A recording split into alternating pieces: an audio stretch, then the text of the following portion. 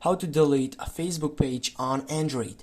Firstly, I need to mention that there is no difference between deleting Facebook page on Android and deleting Facebook page on iPhone. It is the same process with the same simple steps.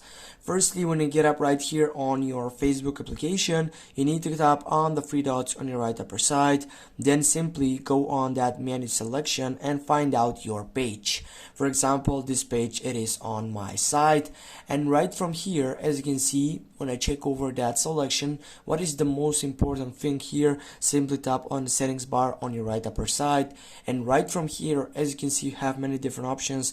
Go on general, the first side, and right from here, when you go on your general selection, when you scroll down, you're gonna find out the selection which is called remove page, or simply permanently delete this page. Just simply tap on that selection, and right from here go delete page, and it will take off automatically by deleting this Facebook page.